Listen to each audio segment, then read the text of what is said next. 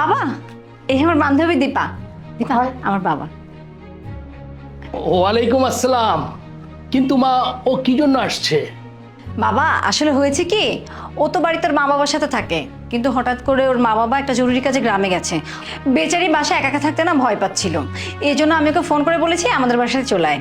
আমার বাবা অনেক ভালো, কিচ্ছু বলবে না, সারাদিন আমাদের বাসায় থাকবি, খাবি আর আমার সাথে গল্প করবি। আমি ঠিক করেছি না বাবা?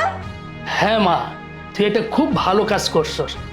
ঠিক আছে মা, যেহেতু ঘরে ওরও ভালো লাগে না, তোরও ভালো লাগে না, তাহলে এক কাজ কর, দুজনে মিলে জম্পোস করে আড্ডা দে।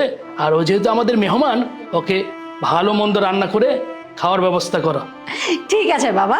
ঠিক আছে মা। আর শোন, আমার আসতে 6-7 ঘন্টা দেরি হবে, তো তোমরা সুন্দর মতো থাইকো, ভালো মতো থাইকো। কোনো সমস্যা নাই বাবা, তুমি 5-6 ঘন্টা কেন, 10-12 ঘন্টা পরে আসো, কোনো সমস্যা নাই। কারণ দীপা আছে না আমার সাথে, আমি ওর সাথে বসে বসে গল্প করবো। হ্যাঁ আচ্ছা, ঠিক আছে মা, তাহলে আমি নিশ্চিন্তে মনে যেতে পারবো। ঠিক আছে, ভালো থাক। ঠিক আছে বাবা, চলো দীপা ঘরে যাই।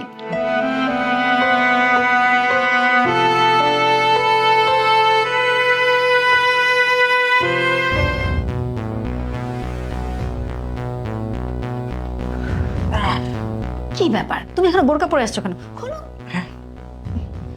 তোমার আব্বা চলে গেছে? হ্যাঁ, আপা চলে গেছে।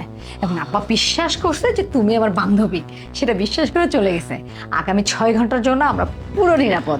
হ্যাঁ, সেটা শুধুমাত্র আমার জন্য হলো, আমার বুদ্ধিতেই কিন্তু হলো। হ্যাঁ, তোমার মাথায় তো বুদ্ধি না, বুদ্ধির ঢেকি।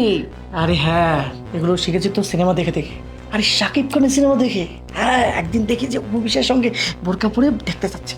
আমি ভাবলাম যে এই প্ল্যানটা কাজে লাগাতেই পারে। তাই আজকে কি প্ল্যানটা কিভাবে সাকসেস করলাম। হ্যাঁ, কিন্তু কিছুটা ক্রেডিট তো আমাকেও দিতে হবে, কারণ আমার বাবা তো কানে একটু কম শোনে। আমি কি করেছি জানো, বাবার যে মেশিন আছে না, মেশিনটা লুকিয়ে রেখেছি, যার কারণে তুমি যখন হাই বলেছো তখন বাবা যেন শুনতেই না পায়। খুব ভালো লাগছে, গরম লাগছে কিন্তু খুব।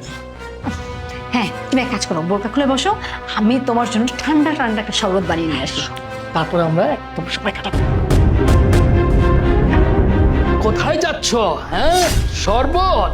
দাঁড়া, তোকে আমি শরবত খাওয়াচ্ছি। বাবা আই এম সরি, কিন্তু তুমি না 6-7 ঘন্টা পর আসার কথা ছিল। হ্যাঁ, আমার 6 ঘন্টা পরে আসার কথা ছিল, কিন্তু আম্মা জান, আপনি একটা কথা জানেন? চোরের 10 দিন আর গৃহস্থের 1 দিন। আমি তো বেরিয়ে গিয়েছিলাম, আপনার একটা বান্ধবী আসছে, আপনি গল্প করবেন, কিন্তু বের হতেই দেখি যে একটা ছেলের জুতা, একটা মেয়ের জুতা। বিষয়টা আমাকে ভাবিয়ে তুলেছে, এই জন্যই চলে আসছি।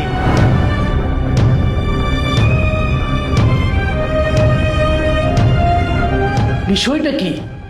না, আমার তো 2টা মেয়ে, কিন্তু স্যান্ডেল দেখলাম একটা ছেলের একটা মেয়ে। না, এমন তো হতে পারে না। তাহলে কি ও ছেলেকে নিয়ে আসছে কোনো? বিষয়টা তো দেখতে হয়, দেখি, চাই তো আবার। বাবা আমি মানতেছি সব ভুল আমার, কিন্তু আমি কি করবো বলো? এই যে তুমি তুমি তো আমাকে কম কঠোরে রাখো না। হ্যাঁ, আমাকে কারোর সাথে মিশতে দাও না, কোনো বন্ধু বান্ধবীদের সাথে পার্টিতে যেতে দাও না, পিকনিকে যেতে দাও না, ঘুরতে যেতে দাও না, ট্যুরে যেতে দাও না। কি করব, আমি বাসায় বসে বসে বোর হয়ে যাই। এই জন্য আমি প্ল্যান করছি আমি দীপকে বাসায় নিয়ে আসি। তুমি তো বেশিরভাগ সময় বাসায় থাকো না, অফিসে থাকো, নাহলে ব্যবসার কাজে বাইরে থাকো। আমি কি করব, ভেবেছি ওকে বাসায় এনে আমরা দুজন গল্প করবো। কিন্তু বাবা আসলে এসব প্ল্যান আমার না, এসব প্ল্যান ওর ছিল।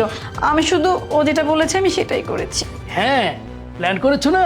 ঠিক আছে মা, তোকে তো আমি ছেড়ে দিলাম, কিন্তু এই নাটের গরুকে আমি ছাড়বো না। দাঁড়া, আজকে ওর কি মজা দেখাই। হ্যাঁ, পিটিস পিটিস করো, আজ তোকে আমি দেখাচ্ছি। বাবা বাবাকে ছেড়ে দাও, বাবাকে মেরো না, বাবা বাবা তোমার পায়ে ধরি, বাবা বাবা তুমি ছেড়ে দাও। বাবা আমার ভুল হয়ে গেছে, তুমি আমাকে মাফ করে দাও। তুমি তো জানো আমি ছোটবেলা থেকে অনেক ভালো মেয়ে, আমি কখনো তোমার কোনো কথার অবাধ্য হইনি। বাবা প্লিজ আমাকে মাফ করে দাও, আর কখনো আমি এমন করবো না।